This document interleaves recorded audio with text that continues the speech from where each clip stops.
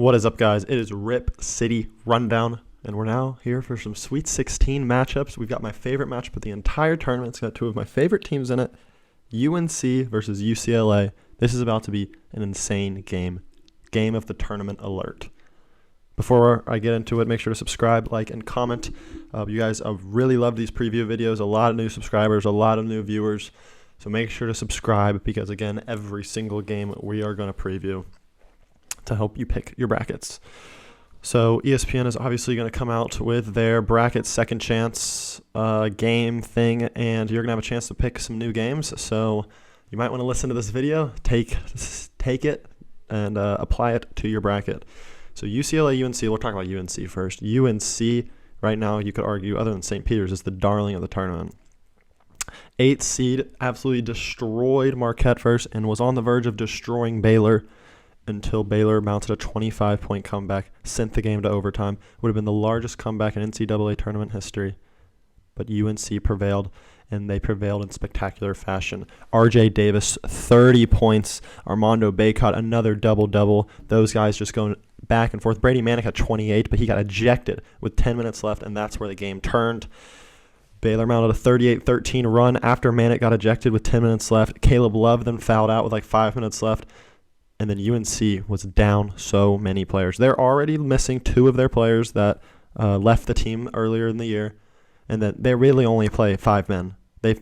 All 5 starters play 35 to 38 minutes, and they have spot minutes here and there from guys like Puff Johnson or Styles or players like that.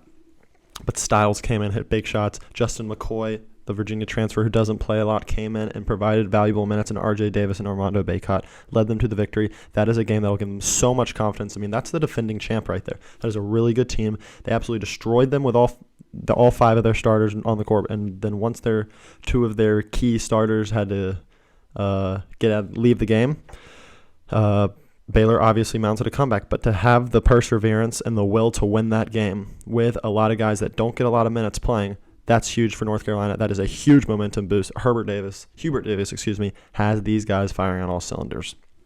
UCLA, on the other hand, obviously they squeaked out a first-round win against Akron, 57-53, and then they handled St. Mary's very well, 56. That was an absolute game. I got to say, UCLA has looked really good defensively. I mean, holding opponents to 53 and 56 points, that's a really good sign for that team. Filled with veterans, guys like Johnny Juzang, Jules Bernard, Tiger Campbell, Jaime Jaquez Jr. They've got the experience, but the issue is Jaquez Jr. rolled his ankle in that game against St. Mary's, and he might be out for this this UNC game. I'm not positive. I would think he'll end up playing, but I don't think he'll be 100%, and that is a huge loss because Jaime Jaquez Jr. relies a lot on pump fakes and drives and using his size to get a lot of points down in the paint. And if he's not going 100%, if he doesn't have that quick burst, then I don't know how he will perform in this game. The good news for UCLA is it seems like their guys are starting to get hot. Tiger Campbell is shooting the ball extraordinarily right now, 42% from 3 on the season after shooting like 20-something% last year. He's gotten so good. And then you got Jules Bernard. He's gone like 5 straight games with 2 or 3 3-pointers or 2 plus 3-pointers, something like that. And then Johnny Juzang, injured at the end of the season, rolled his ankle, sprained his ankle, missed 2 games, and has struggled since he's returned. He only had like 2 points in the first half of this game, but he ended with 14 second half points, a lot of open jumpers, a lot of just jumpers that got him in a rhythm. And if he's in a rhythm, that's scary for UNC. If I'm following my previous bracket, in my main bracket, that I've got the predictions right to here. I said UCLA and UNC would meet in the Sweet 16, but I have UCLA winning. And then in my other bracket, I also have UCLA winning. My top 2 brackets, I have UCLA winning.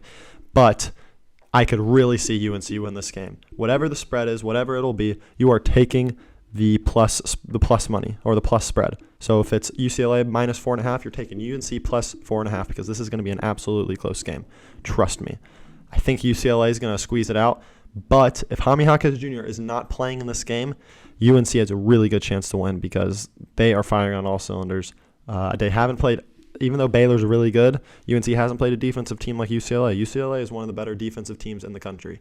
So this is going to be an absolute barn burner of a game. Like I said, game of the tournament potential. I'm going to take UCLA, though. I really want my Tar Heels to win, but I love my Bruins as well. Love both of those schools. whoever wins, I will not be mad about, because I think the winner of this game is going to the Final Four. That is my prediction. So that's going to do it for the video, guys. Hope you enjoyed it, and make sure to subscribe so you don't miss any more content. Peace.